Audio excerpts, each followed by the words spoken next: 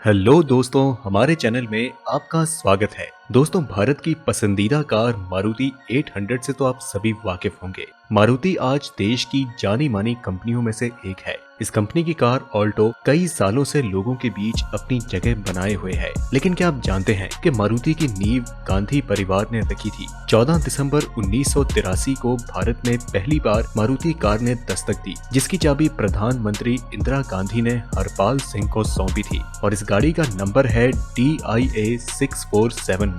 तो दोस्तों, आइए विस्तार से जानते हैं मारुति 800 की कहानी। तो चलिए बिना देरी किए हम इस वीडियो की शुरुआत करते हैं। ये कहानी करीब 4 दशक पहले 1980 में शुरू हुई थी, जब भारत में उदारीकरण शुरू हुआ और संजय गांधी ने एक महत्वाकांक्षी सपना देखा। लेकिन दुर्भाग्य से जून 1980 में एक प्लेन के क्रैश होने के कारण संजय गांधी की मौत हो गई। लेकिन मिडिल क्लास के लिए एक सस्ती कार लाने का उनका सपना धीरे धीरे परवान चढ़ने लगा। तब मारुति उद्योग लिमिटेड के नाम से शुरू हुई कंपनी मारुति सुजुकी ने सबसे सस्ती कार लॉन्च की। ये कंपनी भारत सरकार और जापान की सुजुकी मोटर कंपनी के बीच एक जॉइंट वेंचर के तहत शुरू की गई थी। मारुति सुजुकी ने 9 अप्रैल 1983 को कार की बुकिंग शुरू की और महज 2 महीनों में ही 8 जून तक करीब 1.35 लाख कारों की बुकिंग हो गई। अगर देखा जाए तो आज के स्टैंडर्ड के हिसाब से भी ये बुकिंग बहुत बड़ी थी। कंपनी ने अपनी पहली कार को मारुति 800 के नाम से बाजार में उतारा, जिसकी कीमत उस समय सिर्फ 52,500 रुपए थी। ये कार न तो सिर्फ अपनी कीमत के लिए फेमस हुई, बल्कि इसे चलाना भी आसान था और इसका माइलेज भी उस समय की गाड़ियों की तुलना में अच्छा था। मारुति सुजुकी ने 14 दिसंबर 1983 को मारुति 800 की डिलीवरी शुरू की और 14 दिसंबर का ही दिन इसलिए चुना गया क्योंकि उसी दिन संजय गांधी का जन्मदिन होता है। खुद तत्कालीन प्रधानमंत्री इंदिरा गांधी ने पहले 10 लोगों को कार की चाबी सौंपी। मारुति सुजुकी की पहली कार इंडियन एयरलाइंस के कर्मचारी हरपाल सिंह को सौंपी गई। श्रीमती इंदिरा गांधी से कार की चाबी लेते हुए उनकी तस्वीर भारतीय ऑटोमोबाइल इंडस्ट्री का एक अहम हिस्सा बन गई। मारुति सुजुकी के non executive chairman RC Bhargava कहते हैं कि ये सब अचानक नहीं हुआ। सरकार की लिस्ट में प्राइवेट ट्रांसपोर्ट थोड़ा नीचे थी, क्योंकि तब तक इसे लग्जरी और अमीरों की चीज माना जाता था। यूं तो उस दौर में सरकारी पब्लिक ट्रांसपोर्ट पर ही फोकस किया जाता था, लेकिन इंदिरा गांधी चाहती थी कि संजय गांधी ने जिस सस्ती कार का सपना देखा है वह उनकी मौत के बाद भी जिंदा रहे। और यही कारण है कि इस कंपनी के लिए सरकार ने कुछ मदद भी मुहैया करवाई। ये भी कहा जाता है कि सरकार ने इस कार के बहुत से पार्ट्स और तकनीक के लिए कस्टम ड्यूटी में भी छूट दी थी, लेकिन कंपनी इस बात को सिरे से नाकार देती है। उस दौर में किसी भी सरकारी कंपनी में विदेशी कंपनी का शेयर नहीं होता था। उस समय 40% तक विदेशी कंपनी की हिस्सेदारी को इजाजत मिलती थी, लेकिन मारुति सुजुकी एक अपवाद की तरह उभरी।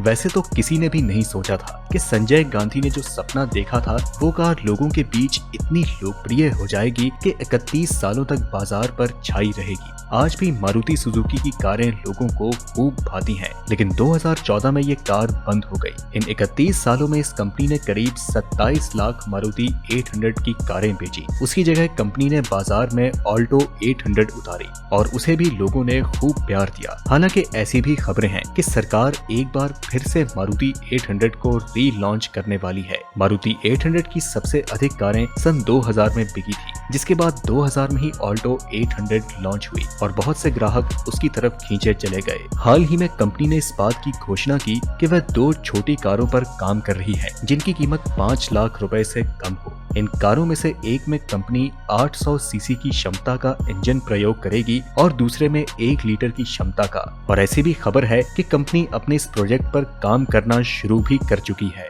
मारुति सुजुकी के प्रबंध निर्देशक केनिशी आयुकावा ने कुछ महीनों पहले मीडिया को दिए अपने एक बयान में इस बात की पुष्टि की है कि कंपनी 800 सीसी की क्षमता वाले इंजन का प्रयोग कई अन्य मॉडल में करने जा रही है। फिलहाल इस इंजन का प्रयोग केवल मारुति ऑल्टो में ही किया जाता है। वहीं 1 लीटर की क्षमता के इंजन का प्रयोग कंपनी अपने सेलेरियो हैचबैक में करती आ रही है। कंपनी के 1 लीटर इंजन वाले मॉडल का कोड नेम YNC है, जिसे शायद सेलेरियो की जगह पर पेश किया जाएगा। वहीं कंपनी की दूसरी कार जिसमें 800 सीसी की क्षमता का इंजन प्रयोग किया जाता है, उसका कोड नेम YOM है। इन बातों के साथ ही अब देश को एक नई मारुति 800 का इंतजार है। फिलहाल इस कार के नाम के बारे में कंपनी की तरफ से कोई घोषणा नहीं हुई है। मारुति 800 के इंजन की बात करें तो इसकी इतनी लंबी यात्रा के इतने वर्षों के दौरान इसकी शक्ति और टॉर्क में समय समय पर बदलाव होता रहा है। पहली पीढ़ी का इंजन 35 bhp का था, जो कि 5 स्पीड MPFI मॉडल में 45 bhp का हो गया। मारुति ऑल्टो 800 के मौजूदा मॉडल में FAT इंजन इस्तेमाल किया जाता है, जिसमें खासा बदलाव किया गया है और अब ये 47 bhp की ताकत के साथ आता है, जो कि 69 न्यूटन मीटर का टॉर्क पैदा करता है। इन वर्षों में पेट्रोल इंजन, LPG पेट्रोल और CNG पेट्रोल वेरिएंट में तब्दीली हुई, जबकि इंजन 4 स्पीड मैनुअल गियरबॉक्स के साथ शुरू हुआ और मारुति 800 के अंतिम वर्षों में इसे 5 स्पीड मैनुअल गियरबॉक्स मिला, जो कि मारुति ऑल्टो में भी इस्तेमाल किया गया। जब मारुति ऑल्टो को लॉन्च किया गया तो इसमें मारुति 800 से ज्यादा ताकतवर इंजन, स्टाइल और फीचर्स दिए गए। ऑल्टो की बिक्री मारुति 800 के साथ साथ की जा रही थी, लेकिन ऑल्टो से सस्ती मारुति 800 की ब्रांडिंग ज्यादा मजबूत थी और भारत के सेमी अर्बन इलाकों में इसकी मांग ज्यादा थी। ऑल्टो के लॉन्च होने के बावजूद मारुति 800 की जबरदस्त बिक्री को देखते हुए कार के निर्माताओं को मारुति 800 का उत्पादन बंद करने का फैसला करना पड़ा, ताकि ऑल्टो को पॉपुलर बनाया जा सके। बदलते दौर को देखते हुए देश की सबसे बड़ी कार निर्माता कंपनी बन चुकी मारुति सुजुकी ने इस entry level hatchback Alto 800 car को और शानदार बनाया। मारुति ऑल्टो ने बेस्ट सेलिंग कार का नाम हासिल किया और पिछले 14 सालों से लोगों की पसंदीदा कार बनी हुई है और हाल ही में मारुति ने ऑल्टो की 38 लाख कारें बेचने का रिकॉर्ड बनाया है। इस कार को और हाईटेक बनाते हुए कुछ नए फीचर्स भी शामिल किए गए हैं। आपकी जानकारी के लिए बता दें कि 1983 में इस कंपनी ने देश में पहली मारुति 800 कार को सड़क पर उतारा था। इतने सालों में कंपनी ने कुल 2 करोड़ से भी ज्यादा गाड़ियां बेची हैं। कंपनी को 1 करोड़ गाड़ियां बेचने में 29 सालों का समय लगा। वहीं अगली 1 करोड़ गाड़ियां 8 सालों में बिक गईं। इनमें 38 लाख गाड़ियां ऑल्टो थी। पिछले 15 साल से मारुति ऑल्टो देश की बेस्ट सेलिंग कार बनी हुई है। इनमें ऑल्टो खरीदने वाले तकरीबन 54% ग्राहक वो थे जिन्होंने पहली बार कार खरीदी थी।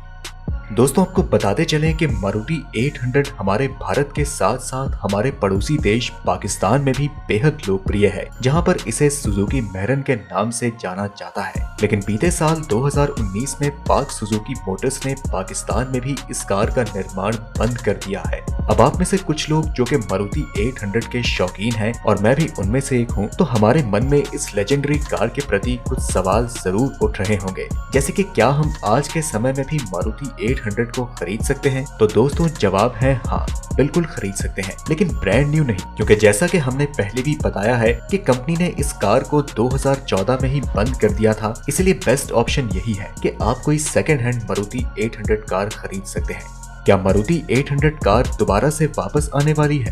तो दोस्तों, बीते साल 2020 में सुनने में आया था कि मारुति सुजुकी कंपनी मारुति 800 को दोबारा से लॉन्च करने की तैयारी में है, जिसमें आज के समय के लिहाज से काफी सारे नए फीचर्स देखने को मिलेंगे। और ऐसा भी बताया जा रहा है कि कंपनी इस कार को 2 वेरिएंट्स यानी कि पेट्रोल और इलेक्ट्रिक वेरिएंट को लॉन्च करने की तैयारी में है। इसके साथ ही न्यू जनरेशन मारुति 800 अपने पुराने मॉडल्स की तुलना में काफी लाइट वेटेड होने वाली है। लेकिन दोस्तों, इन बातों में कितनी सच्चाई है? क्या मारुति 800 वाकई में दोबारा लॉन्च होगी या फिर ये एक मनगढ़ंत अफवाह है? इसके बारे में फिलहाल कुछ नहीं कहा जा सकता। वैसे आप इसके बारे में क्या कहना चाहते हैं, हमें कमेंट में जरूर बताएं। क्या हम मारुति 800 को लॉन्ग ड्राइव के लिए इस्तेमाल कर सकते हैं? दोस्तों, ये आपकी अपनी प्रेफरेंस पर निर्भर करता है, लेकिन मैं तो यही कहूंगा कि अगर आप लॉन्ग ड्राइव पर जाना चाहते हैं तो आप कोई नई गाड़ी खरीद लें, क्योंकि जैसे कि कंपनी ने ये कार बनानी बंद कर दी है और साथ ही साथ आप इसे किसी बड़े मेट्रोपॉलिटन शहर या फिर NCR रीजन में लेकर जाते हैं तो सरकार के नियम के अनुसार आपका चालान भी हो सकता है